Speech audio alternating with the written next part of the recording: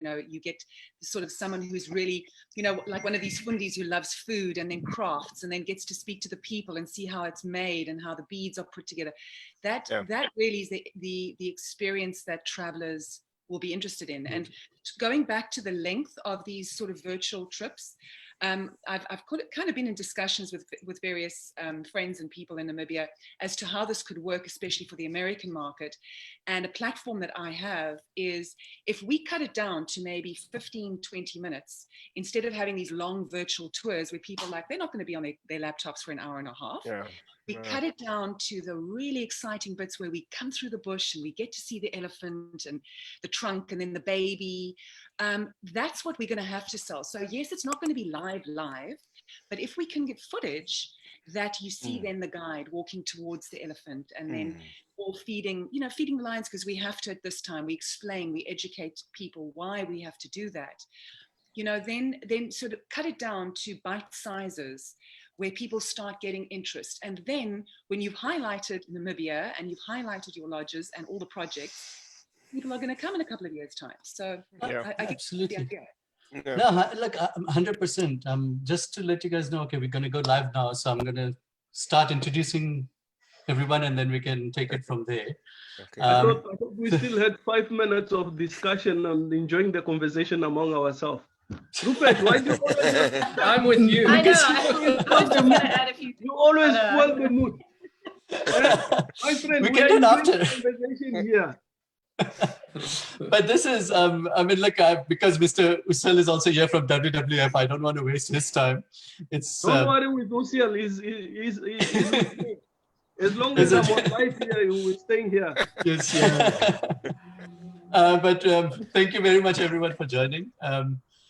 We just wanted to catch up on conservation side of things, communities, because people are still unsure of what's happening. And of course, education kind of builds in with that. That's why we were chatting about the live tours. If you don't mind, can we start introducing ourselves with Mr. Weeks first, and then Tristan, Mr. Ussel, and then Michelle. Okay, thank you, guys. I think Ussel can go first, yeah? Yes. Okay, should I introduce myself? My name is Ussel Njavera.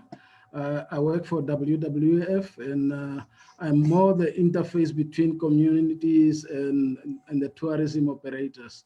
I'm not in tourism and I'm not in conservation as such, but I'm in between there to try and assist the two to work together and to make an impact within the conservation sector. Yeah. Thank you very much. Shall I go next? Thank you. Okay, shall I go next? Yes, please. I'm Wits Kutsia. I'm the owner of Namibia Adventure Travel. We cannot see your face. We have seen you can't see? No, you're hiding behind the dunes. Wait, where is it? Wait. You're kind of behind the flay. Take a trip. I don't even see. Looks oh like my goodness. I on. see the thing. Look, I need to find the settings again. Sorry. Someone else continue to introduce yourself. Let me take a look here. I don't mind going. Hi guys. Yes. So, I'm Michelle, and we have Africa's Finest Safaris here in the US as a tourist and marketing specialist. And I guess I'm on this forum just because all of you are friends of mine. And it's really important for me to see that Africa's Finest Safaris gets to start the promotion process of, when coronavirus lifts and we have tourism revival again in Namibia, that the US traveler is ready to come to Namibia, one of the safest countries in Africa. We have a real chance to really boost our tourism in Namibia if we all work together. And then obviously we're also working on the side where the tourists have a philanthropic angle to coming to Namibia. So it's not just the safari and travel experience, but it happens to be an investment in the communities and the projects that our partners, the lodges and various other partners in Namibia have to offer, and fundraising for those projects. Thank you very much, Michelle. Are you're hiding behind the dunes again? I am still trying to get it off, guys. Yeah. Let me see. What does that look? Okay. Does that look? Okay, that's good. You're back. I will just. All right, I'll just try and keep it like that. Okay. Oh no, what is happening? Why does it now go back to? Maybe my camera don't like my face that much. Okay, so I guys, I am Wits Kutsia, owner of Namibia Adventure Travel. We do. We're a tour operator in Namibia. We do tours. We call it With a Difference, and yeah, we've been in business for about 6 years, and we mostly do Namibia, but we also include other countries like Botswana, Zimbabwe, and our latest country now is Angola. So yeah, that's who we are. Yeah. Yeah, thank you very much, Wits.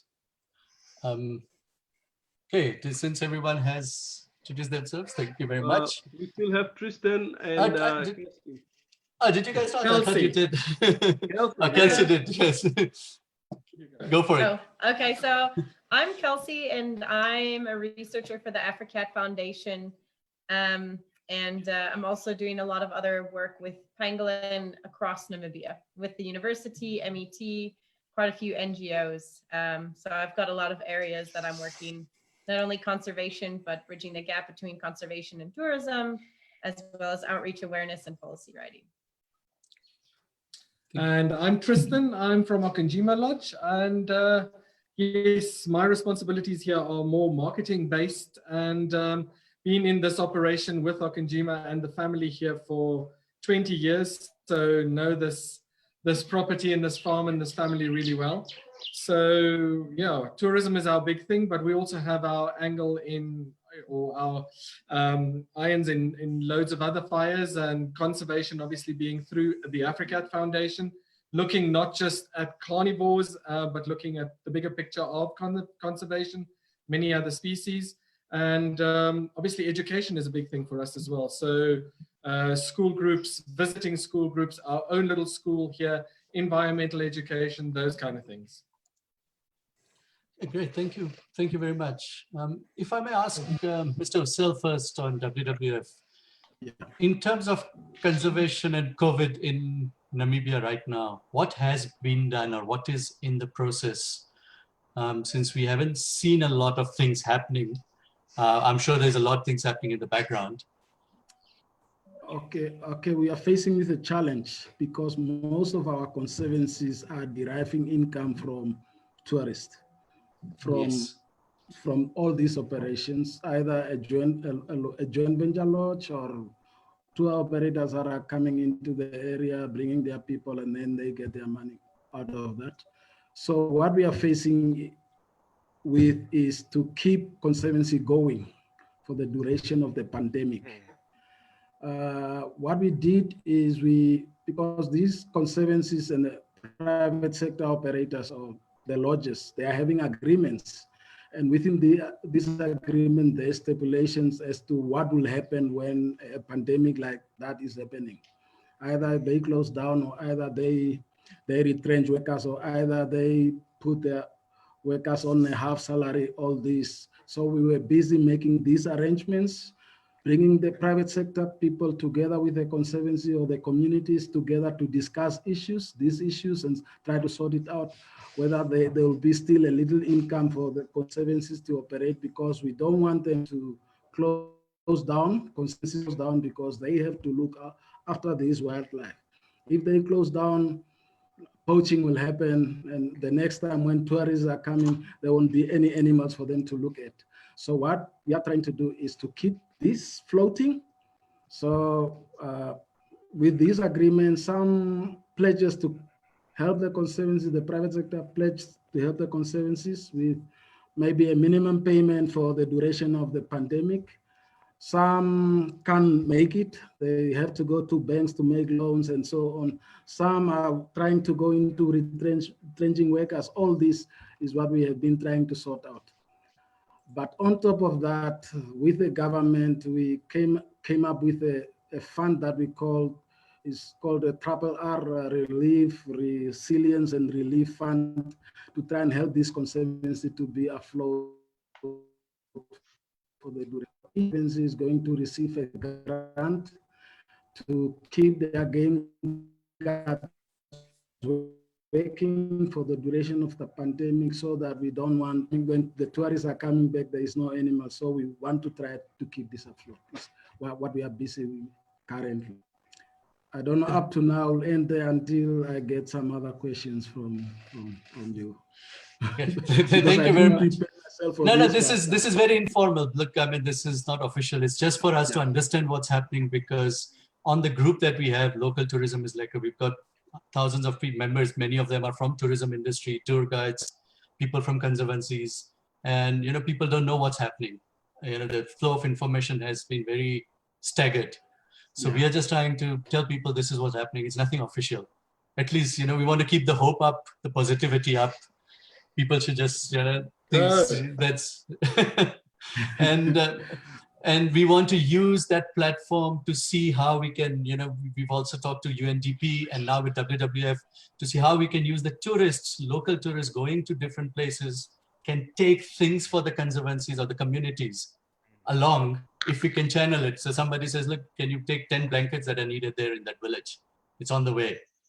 That also helps the overall picture. So yeah, thank you very much on that. Yeah, maybe to give a background, most of these conservancies really, their bread and butter is tourism, to tell you the truth. And conservation hunting, what we call hunting, trophy hunting, but we call it conservation hunting to make it softer, because people think hunting is cruel and so on. So it's a very difficult situation. We are working hard to make this work, because we foresee if all these operators that are working in the communities, if they close down, then the whole program will close down. So it's very close to our heart. We have been working for the past 25 years on this program. We don't want it to go down as early as this year. Absolutely.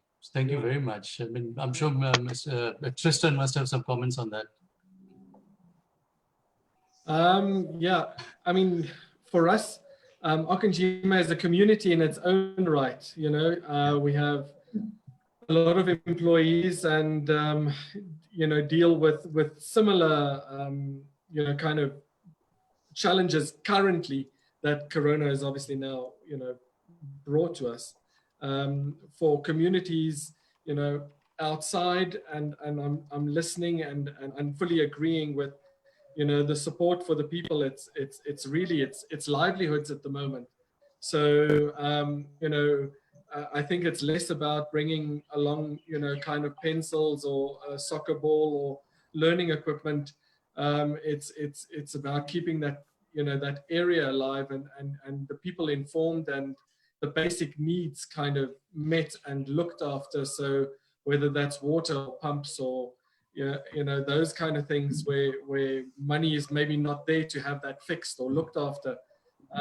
We've also had an interesting conversation with an organization here from a local school in Nochivirongo that are doing an online schooling system, and things like internet providing so that kids can actually learn. So data would be something that would potentially be a great sponsorship for areas that are way off, but kids want to go to school and be connected. So those kind of things, I think, are things that we need to kind of look at the moment. Here with us in our community, obviously tourism is what's, and everybody says this, is what supplied everything for us. So now everything is scaled down to a minimum, and everybody is trying to save on every angle. So it's the hope that it returns soon and we can pick up and move on at some sort of level. It will maybe not be at that level, but if we can reach this that can keep us all going, then that's what we're aiming for.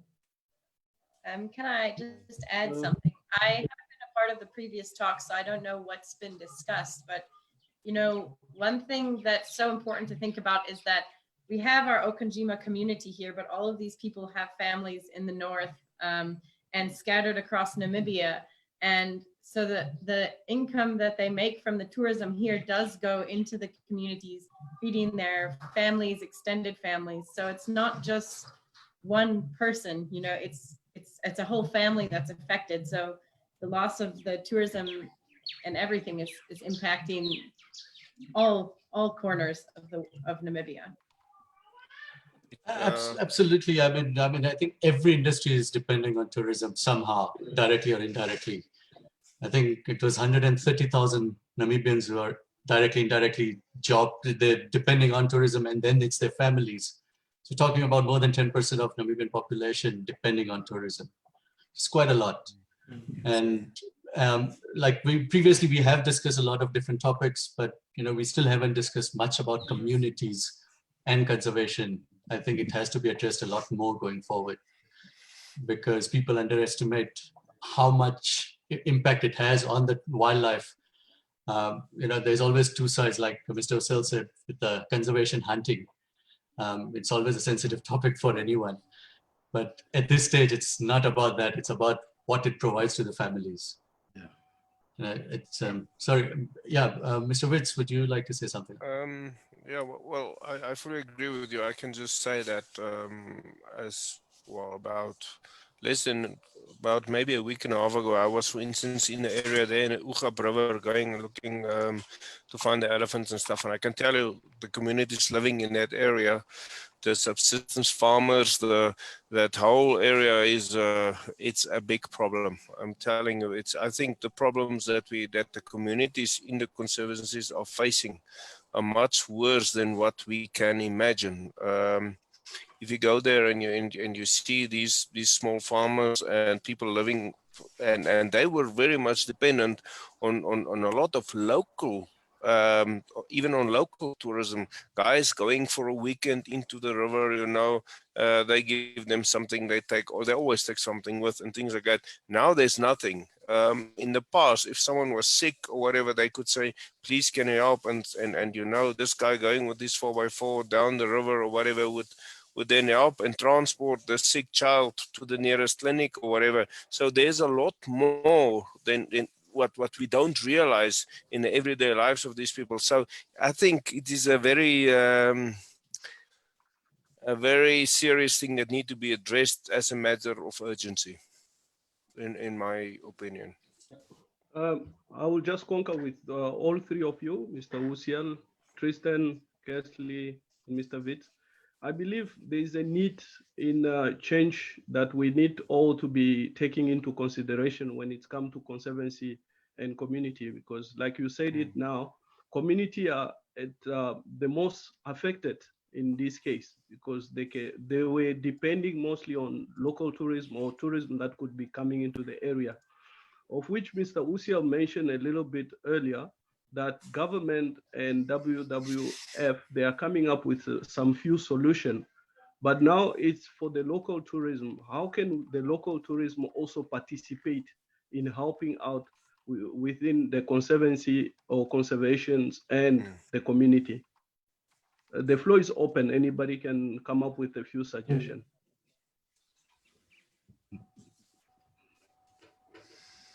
Okay, we're all thinking. It is very difficult. Yeah, can I ask Joseph a question? Do you mean the tour operators that are going into that area, or do you mean the lodge owners that are in that area? Because the lodge owner, definitely they are contributing already. They are having fees that they are paying. Although in these difficulties, it's a bit difficult for them to pay something. Do you mean the tour operators that are using the area, or do you mean just want a clarity on that? Yeah. In terms, I'm talking about now we are on the second stage of the lockdown, and we have slightly opened up for local tourists or local Namibians to explore those areas with variety of different rates. And let me say, Okonjima is one of my favorite. Without looking up and down, I'll always love that place. And I receive your donation that you sent to me. It's really, the prices are looking marvelous. So in this case, in these terms, now we have the second stage of the lockdown. What are the Namibians, us as a local tourism, what are we going to do in order to help that is the thing, the community? Okay. The lodges, of course, they have already done their parts, but what can we as local travelers? Can I say something here? Please. Yes, The thing is, we as operators, we take normally international guests into these conservancies and into these areas. The local tourists have always been there, but I don't think that local tourists has the let's say the knowledge or understanding how dependent these people living in these conservancies are on tourism. So there will have to be some sort of, I almost want to say, education to educate the local tourists on the importance of them going there, because it's not only for their own pleasure, but also to support these conservancies and the people living in these conservancies. And I think that is something that has lacked in the past, because in the past, the local tourists were there. We found them everywhere driving with their fancy 4x4s and stuff, but they never, I don't want to make a state, what I'm saying is, I don't think they really contributed in the past as much as they should have, but not blaming them for that. I think they need to be more educated on the role that they as local tourists play in this whole big picture that we're having here. I think they don't realize that, look, we're in a conservancy, there are people depending on tourists coming here. So somehow we need to sort of, I think, educate local tourists on the situation. I can see you keep continuing shaking your heads here. Just before I give you the heads up, Tristan, you had your hands raised. Could we hear some thought from your side? Well, I think to start off with, it would be really good if local tourism could support local tourism, like for instance campsites or areas, instead of as we've said, people can camp under a tree or in a beautiful spot, but maybe it would be a good idea to maybe today to skip that beautiful tree and go to a local campsite and support that campsite, because then that area and that community would receive something from that. Benefit from that, yeah. I think it's when anybody travels and you usually buy a guide of the area and or go onto the internet or find at least a few spots that you say, this is the place that I want to go to, and you familiarize yourself, and they'll say that, for instance, oh, bring your binoculars and make sure you've got sunscreen, and there's mozzies around, so you need some mozzie spray or whatever. So I think for us as locals, we should familiarize ourselves with the areas that we go to, and maybe if there was some sort of body or some sort of check-in point that one could either contact in some sort of form and say, I'm driving up into this community for my own pleasure on holiday. I'm going to take a bit of a break and a breather. What could I contribute to that area? Maybe there's somebody comes up with a really cool idea and says, we need, I don't know, maybe it's a salt winter lake. now, blankets. By cattle. Yeah, or something, So if there was a contact that would say, and I mean, obviously, it's not about big things. It's about something that you could bring within goodwill to help the community at that point, in the area that you are enjoying, while you're on your breather. Absolutely, yes. Thank you.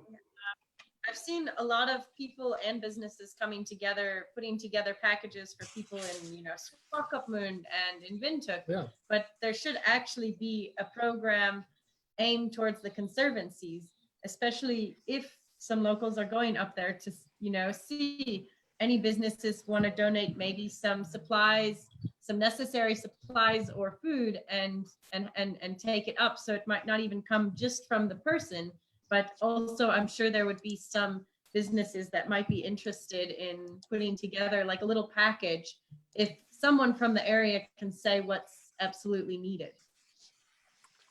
Yeah, I think there needs to be some sort of a platform where people can go. For instance, I'm just saying a website where people can go on and say, look, I'm going to go into the Kunene region. So what are the needs in this region? So someone should maybe, like the WWF or someone, have something that says, you know, mostly people in this area need food or whatever, blankets or whatever, or something for their cattle or whatever. So that's the thing where you can log on and say, you see, I'm going there. That's maybe what I can take with me and give it to the local people. So that there's no communication between conservancies and the local tourists. On that, I agree with you, Vits. There's always needs to be somebody coordinating. So whether you have a website out there saying, you know, we've got these projects and those projects, from experience, I can honestly say that you would need to have, you know, a really concise level of you know, the flow of the project. Someone's managing it all the time. And I think, Napesh, you said that the UN had some money that they were talking about yesterday. Maybe some of that funding could actually go into these projects. They do have something on that side of, it's in their plans. But if my thinking was, and with the platform that we have, we can already start telling all the lodges that we've got so many specials from most of the campsites and lodges in Namibia, that if you have bookings, please let them know to contact or put on the page. We make a new section or a new page saying, they're coming on this day to this day, they're going to this region, and then we get requirements from that region from the lodges, because most of the communities communicate through the lodges. And this is where we need to let NBC and radio stations in, to let the communities know if you have a requirement, go to the lodge, let them know what you need, basic necessities. And we need to have a channel of communication, that's all. Sorry, Mr. Usiel, you were saying. Usiel, can I say something? Yes. We are having a website called communityconservationnamibia.com.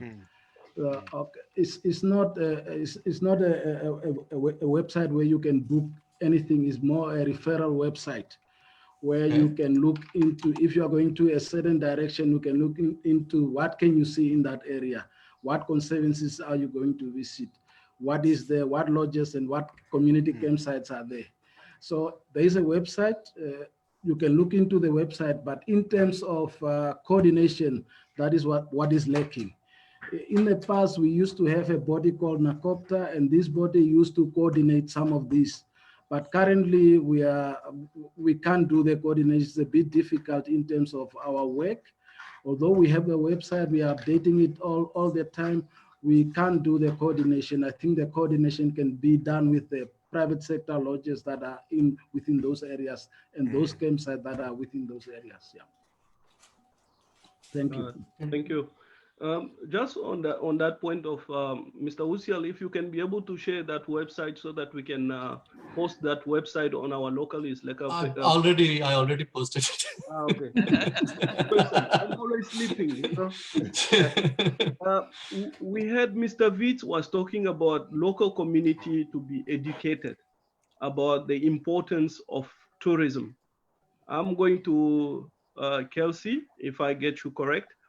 I just want to know about, in terms of community, how can we be able to educate community against poaching? Because Mr. Usiel touched a little bit about poaching early, but it was just slight on it, how we can help the community from your own experience. How do we intend to look at poaching and educate the community that at this time of a year, or this time tough time we are going through, wildlife is more important, because the little that they're going to remain with, it can be able actually to attract tourists or local tourists into their areas. So it's like sort of an advice. How can you be able to educate those local community? So we kind of talked about this a little bit yesterday. With my current working situation, I've just been based in one location, but the future for educating communities and people against poaching will be addressed in the future through awareness campaigns. And eventually, obviously, the best way to get through education to people and awareness is at a younger age. Unfortunately, right now, the best thing that Namibia has going for them is this big awareness campaign and incentive program that if you see someone smuggling a pangolin, or whether it's alive or parts, you can call a hotline anonymously. And if it leads to the arrest of said person, there is a reward. So currently there is this reward scheme, but I think we will be working to make it a little bit more clear that it's not if you find a pangolin, it's if you report someone who is doing illegal activity. And of course, that's more of awareness than education. But I think to even begin to consider education, you have to start with awareness.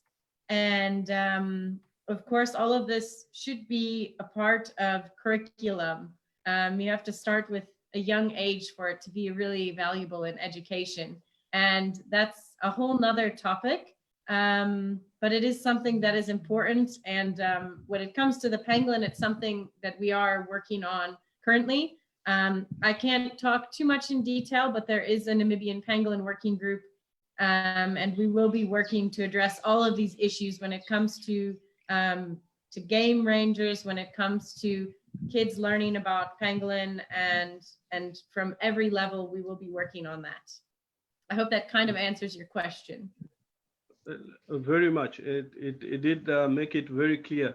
And I know Tristan and I, we have met a couple of times at Okonjima. We just say hi and all those kind of things. But I know they are the gurus. They are the master when it's come to educational kind of stuff. Because I remember myself in the heyday when I was still in high school, my first encounter with animal was at Okonjima. They took me over for the weekend with, what was the other lady, was doing the bush telegram, something like that. Victoria, yes. Those were my heydays.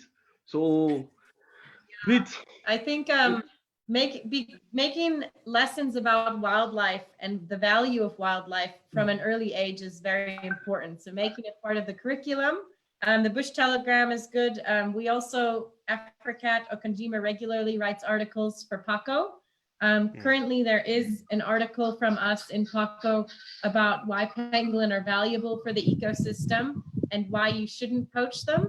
Not only are they valuable for the ecosystem, but you can go to jail for as long as poaching a rhino as for poaching a pangolin. And I think the more that materials like that can be created for younger people, the more it can become a part of the learning system and education of people. It's much harder to educate an adult who's already made up their mind and has their own beliefs and things like that. But as children can learn from a young age, oh, this rhino or this pangolin is valuable because people will come from around the world to see this, and it brings the lives. I think that part of education is where it's very important to teach kids these animals are valuable, and they bring people who bring the funding, and that's kind of where all of that has to start. Kelsey and Tristan, I want to commend you for the work that you do at Okonjima. I was privileged enough to bring 10 fellows from Miami, kids from underprivileged areas here in Miami, to learn from your education. They'd never been in an outside shower or toilet before. I can tell you we had skills and screens, most amazing experience with them. And just to see how this knowledge was imparted to them was just the most incredible experience. So I want to commend you for the work that you do, and I want to continue seeing this in the future, and everything that you've explained about education being so important, even especially for our Namibian children. They're going to be the leaders of our country in the future. They need to understand that animals, wildlife is important for the future of tourism, that poaching is not acceptable. All that education will come down the line, and we're going to need to focus on that. But for now, I was wondering if you were interested in maybe collaborating together. Nirpesh, you and I have discussed this, that we do short spurt campaign that we give to NBC that will educate our public right now what they can do to support our local communities and local tourism. So for instance, you know, you get some celebrity comes on before the news and says, oh, something inspirational like hope and, you know, gratitude. And that's all lovely. But what about the practicality? What about somebody saying, why don't you take your car this weekend? There is a campsite offering this and this, and just go and have fun with the family. You can also go to Okanjima, education with animals and anti-poaching, and just small little spurts that NBC can put on without any cost involved. That will really boost tourism. And maybe that's something we can discuss in another forum. I think absolutely. I've already talked to NBC yesterday morning. They did agree, of course, it's just first agreement. We have to strategize. I've talked to 100 Energy, Cosmos, Radio Wave. I said, this is not the time for exclusivity or anything. This is the time everybody sends out whatever they can and let the people know what's happening. Yeah, you know, moment you talk about exclusivity, you know, that's not going to happen now, at least not in this time. We need to, like South Africa has announced they might only open end of the year, their borders, maybe January or February next year. Wow. That makes, we need to start looking at Namibia and supporting Namibia in any way you can, anything you can. Minimalistic lifestyle, you know, just, we need to help the communities. Sorry? I was chatting earlier today to Tristan from Ultimate Safaris and also to some of my friends and just kind of seeing our kids here, you know, so obviously the family's kids here, and seeing the kids in the school. And maybe some of you have seen the little post on our Paraboli Country School with the kids doing all the e-learning and all those kind of things. And if you speak to the parents, and you know, we were saying that everybody said, you know, how awesome is it to maybe homeschool my kids? And after this experience, everybody says, please, can the schools just open so that, you know, we can get moved with kids and the lives around it. But the schools instead are going to teach them what we are going to teach them in the bush. Sorry. Yeah, no, that's true. But what I'm trying to say with that is the fact that we need to also now take the opportunity to enjoy the bush, so that all of us local as Lekker people that just, you know, drive out with our 4x4s, or, you know, going to the communities or onto a campsite or onto a lodge or something, is to really make that experience an educational experience, because the more we understand about something, the more we tolerate it, and the more we feel that it has a need and a place. And in one of your earlier chats, somebody said that, you know, as long as something has a value, it has a right to live and to, you know, be kept alive and move forward. So all those kind of things are very important angles of education, and this goes, you know, for anybody. So anybody that travels should, you know, it's not just about enjoying the nice sunset and a lekker braai. And I mean, I like a lekker braai and a nice sunset, but it's about seeing the small things around us and being able to educate the people that are with us, the kids that are with us, maybe even the local community. If we meet up with some people, is to, you know, to chat to them about, you know, their experience, their lives, you know, things that are, you know, kind of pertinent to the time and the place that they are in at that moment. And it would make great education for everybody. But no, we are looking at it, and I'm also not saying too much about it yet, but we are definitely trying to look at, you know, kind of coming up with some sort of program here where we will invite parents and their children, and to bring them together on an education program. So not just for the kids, is to involve the parents, because then we give this a little bit more stretch, in the sense that kids go home and they will say to mum or dad, oh, remember when we were there, we saw this and we did this and they told us this and this was the story. If we can give it that, and we build the relationship between, you know, the experience of the parents together, or the family unit together, or even friends, 2 family groups coming together, or 3 family groups coming together with same age kids, that could be, you know, something very special to look at. So we are talking about it. So yeah, keep watching the headlines. Tristan, let me just come in there. You talk about such a beautiful things, but you want to give us parents heart attack, because when the kids start asking, you'll be asking 1,000 questions and we will not know how to respond. Vitz, can we hear from you, please? I just want to say, the thing is, we are talking about educating children, but we also need to educate our local travelers, our own guests that go to these lodges and places. The thing is, a typical scenario would be Vitz is going with his 4x4 to go and camp in the Oegap River or wherever. Why would he camp at a lodge? Because, or at a campsite or whatever, or a White Lady Lodge? Why would he go and camp there? Because it's going to cost him 100 Namibia dollar per night. So he can just as well go, because Vitz doesn't know that when he go and camp under a tree, he doesn't contribute anything. But when he goes to a lodge like White Lady or whoever, or Konjima, wherever, and he camps there for the weekend, he will be contributing, because we as local travelers are not educated. So we don't only need to educate our children, we need to also have something, for instance, on NBC that says before the news, did you know that if you go and camp at a campsite, that you are in fact supporting 3 families that are living Very in the good point. or whatever. Yeah, we also need to educate our adults, not only the children, and I think that is that's very important. Tristan, I think you mentioned something with the parents, but we also need to educate our local tourists. In other words, our people going. For instance, we have a guest house in Windhoek.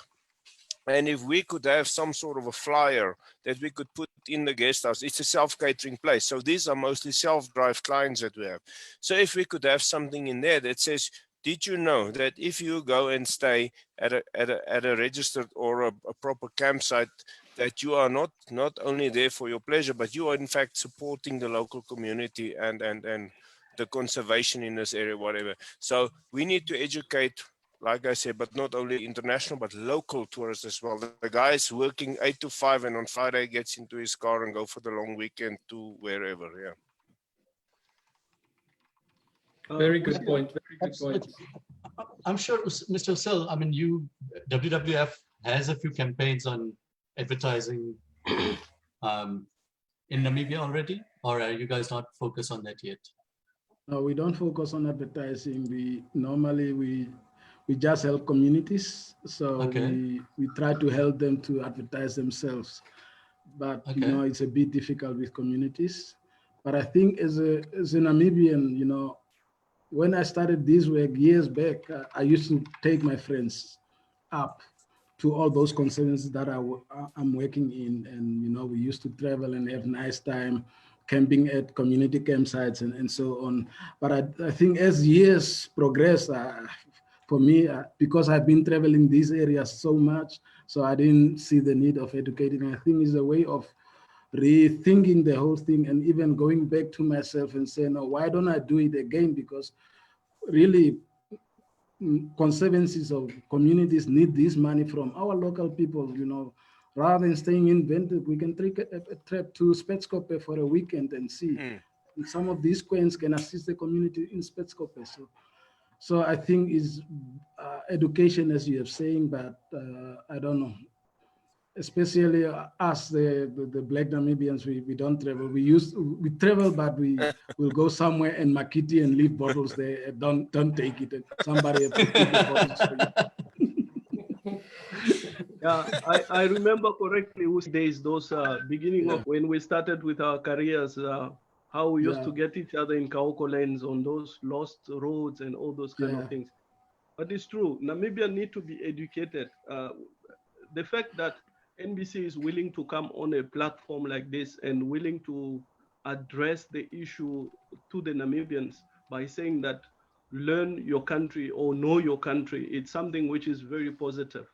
And with all the establishment, all the conservancies, all the private lodge that are doing conservancy projects, I believe this is the opportunity for us to put together and put all the wording together and then move forward so that just before the news, if any of that slot can be able to appear to the nation, because I know I personally am one of them. 8 o'clock, I'm sitting in front of a TV 2 minutes before. So if it can just happen even for 30 seconds, I believe we can be able to help the rest of the countries. Yeah. Is there somebody that would put this forward? I mean, what would be needed for the embassy to do this? Is one of the embassy presenters gonna put forward? Say for instance, Tristan. Listen, I'll be happy to do that, to contact NBC together with Nirpesh. We've had a discussion about it, but we can definitely, as long as the stakeholders, all of you guys as partners, put your messages forward to us so that we can, tweak it here and there. Yes. But NBC, I think, would be quite open to having like a few minutes or a few seconds before at prime time, just to promote local tourism. We can talk to them about that. And this is not just us here, right? There are people, this is being live broadcast on Facebook on the local Lekker group, Local Tourism is Lekker group. So reaching out to everyone saying, whatever you can, you have ideas. If you want to make some points, let us know.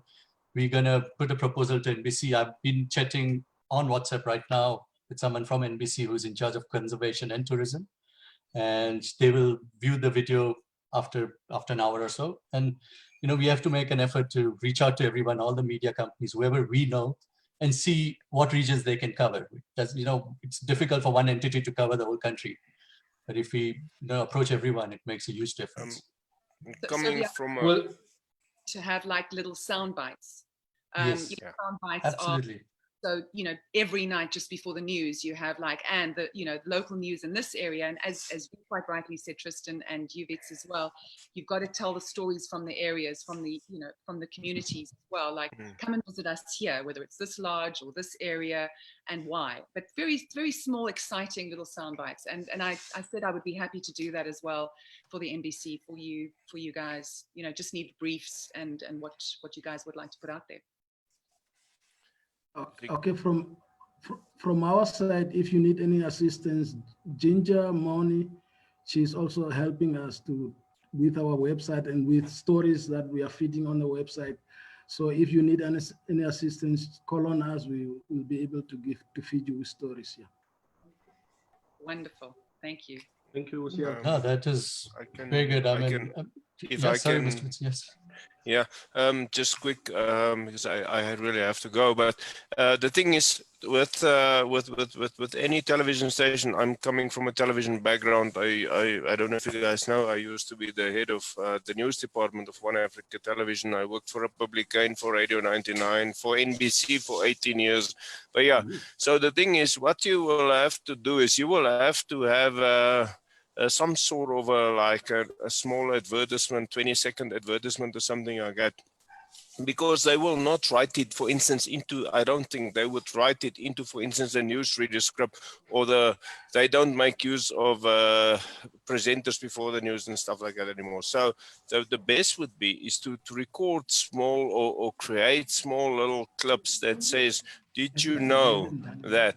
Remember, we had stuff like that previously that said, you must save water because there's no rain, or this is the importance of water, or whatever. And that would be, I think, be the way to go. But it's up to NBC, of course, to tell you how to do it. But I think like a variety of educational, and remember that the NBC is also under obligation to broadcast a certain amount of their broadcast time must be educational. So that is something which they can also take the claim to fame with and say, this is part of our educational programs, or whatever it's called. Just before I give the hand to Tristan, we have to remember that we have two presenters. We have a guru presenter in Michelle, and then we have a technology presenter here in Rupesh. So those details, those two at the bottom there, they will be dealing with. And before we get to that corner where Tristan is, he can provide all the materials, education materials. I have confidence in Tristan. Tristan, what can you tell us? Yes, I was just about to say that I think that, I think we are in a lucky position that there is so much material available, and especially available currently. If I just see all the posts that go out and all the little video clips that go out with, you know, masses of amazing images and incredible stories, you know, that if one approached any of the origin bases of those video clips, I am sure that, you know, the Namibians would all be happy to say, well, you can use this material, and you know, if that's the message you want to portray, my material is open to that, and they would, you know, give that material, but it would still need somebody to just edit that clip and put it together. But there is a lot of information out there, and there's other you know, education bodies and systems in place that would happily be able to do that, I'm sure. I think that's positive. I think we can look even online education, like I wanted to quickly touch on that. Over the weekend, for example, this weekend, if we can do a Zoom, because you allowed 100 people on Zoom to view, and we can broadcast it. If Okanjima does something with pangolins and teaches kids about pangolins for 30 minutes, you know, we send it out to people and say, look, let your kids watch it. It's in Windhoek, I mean, it's in Namibia, it's right here. You're going to learn something about pangolins that you never learned. And well, I can easily do that. For World Pangolin Day, I did a little presentation at the school. I even made up a little rhyme, and there's like crafts that parents can download online that they can color in pangolin, or, you know, you can even use old recycled paper and things to make pangolins. And so there's a lot to be done with that, but with every species. Yes, absolutely. Definitely. So if you can do that this Saturday, for example, and, you know, we push out a message saying, you know, let the kids log in on this time and they can view it. It will get the message out there to NBC and all that, you know, these are the videos we want you to broadcast. And we can already do it. We don't have to wait for them and wait for permission or anything. That's so we will, we will chat in a bit. And just, just when we are talking about education for kids, can I change my years and then become smaller so that I can join the education system? I will also need to join, yeah. Because weird enough, pangolins is one species that we hear the most being poached and smuggled. Yeah. And right. We don't know anything about pangolins. Being in Namibia, most people have never seen one. So, no, I'm sure. Yeah, no, so sorry to put you under pressure there.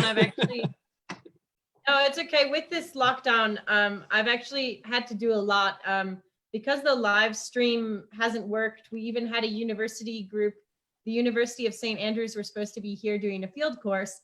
I actually like recorded the tracking of a pangolin, and it's private on YouTube. But some experiences like that, how I tag a pangolin and stuff like that, I can easily make. I've already made a lot of videos for this to share it with the people that weren't able to come. I've recorded presentations, but I could do a kid's version very easily. I could do an adult's version very easily. All it takes is a cameraman and a little bit of talking. Yes, absolutely. But I mean, if there's a whole different aspect, if it's live, where, you know, a kid raises his hand and asks something about it, or a pangolin poops on your hand or something. Well, even if you do. Yeah, but we can always do live somewhere where there is connection. Like where we are here now, it's a presentation and talk live. The connection's pretty good. Or you play the video somewhere, or you put the link and say, well, guys, go and have a look, and then let's go live on Zoom, and then ask your questions and let me explain to you if you don't understand something, whatever. I think that's also, it would be great. I would love to join something like that. Yeah, I think pre-record it, that could be easier, and then play it on Zoom, and you can answer the questions, you know, the interaction. Exactly, live, yeah. Then you do the live interaction. Yeah, that would work too. Just do before... it this Saturday. Don't wait for it. I'm already setting it up. But I'll check to Kelsey now and we'll make a plan. I was just checking my WhatsApps from you. I'm behind the camera. Tristan's already started recording. I was the one. Hey, listen, I can promote this here in America as well, right? I can. Yes, absolutely. Yeah, it would be great. Cool. Yeah. Right. Just before we wrap it out, I don't know if Rupesh and we are not in a hurry, but we'll just like to hear some few advice from the experts that we have on a panel today. What advice can you be able to give to the local tourists out there? How can they be able to help the conservancy? How can they help those who are working in projects like Kesley and WWF with all the support that they are busy doing with the community involvement, with Michelle, who is also part and parcel of the ambassador for an association in Namibia to conserve or to preserve the wildlife. What message do you have for the people out there? Sorry, Joseph, can you just reiterate what message? Just a message, just advise the people, just a message to tell them, guys, preserve the wildlife. It's more important for us to have it so that we can invite more people to come visit the country and all those kind of things. Well, I think very importantly that was mentioned on this forum and continues to be mentioned is that, you know, if we have value in what we have in Namibia, in the wildlife, then we certainly can have value for the future. So it is important that we do educate, we do inspire people within Namibia to understand how it all works. If we look after our wildlife, if we look after our environment, then we have a future for Namibia in terms of tourism. And that's all important right now. And I agree that we need to educate the locals in Namibia to get to love and be inspired by their own country, to put that message out. That's where we need to start. Okay, from my side, I will say people, places, and wildlife. So please, Namibians, come and visit. Yeah. Thank you. I don't think I could say it any better than Michelle. People need to understand that I'm an American, and one thing I love about this place is the wildlife. You know, the landscapes are amazing, but people do really come for the wildlife. So protecting the wildlife and the landscapes is valuable. Tourism wouldn't revive if there was no wildlife for people to come back to, and these special, unique places. Absolutely. If I can say something, guys, I really have to go. If I can say something, I think what is very important that we need to understand is that if we want to conserve and protect our wildlife, the way to do that is to visit these places where these animals live, to visit these conservancies, to go to these lodges, to go to these campsites, and to really visit them, because that in effect is a responsibility of every Namibian. If a local go to a conservancy and they get a local guide there, they not only provide jobs, they also help to conserve and to protect our animals and the people living in this area. So that's very important. Local tourism is of utmost importance for the survival of what brings in one of the biggest chunks of our annual GDP and contribute to our economy. So local tourism is something that we have to boost, and the press, you guys have done a wonderful job up to now. Yeah, so that's it. Thank you very much. Like, that's what the point we're trying to make is local tourism is not about just going to a lodge and now saying, yeah, they didn't support us before, we won't support them now. It's not about that. Exactly. It's about the people behind the scenes, the communities that the Lord supports. And often people miss the whole dynamic on it. So thank you very much, guys. I mean, it was really very informative today. I'll say it was one of the best webinars we have had, because we focus on. Thank you very much. I'm sure we'll see you on Saturday, Kelsey. I just want to say something important. Okay, cool. Please, next time, start with an introduction instead of a conclusion. You always have a killer advice at the end. So it's like you are starting your conclusion before you start the introduction. That's how you do that. Okay, now thank you very much, everyone. Enjoy the evening. Guys. We'll chat. Thank you, guys. Thanks. Bye, Michelle. Cheers, guys. Be good. We'll speak again soon, I hope. We will, absolutely. Okay. All right. Thank you. Cheers, guys.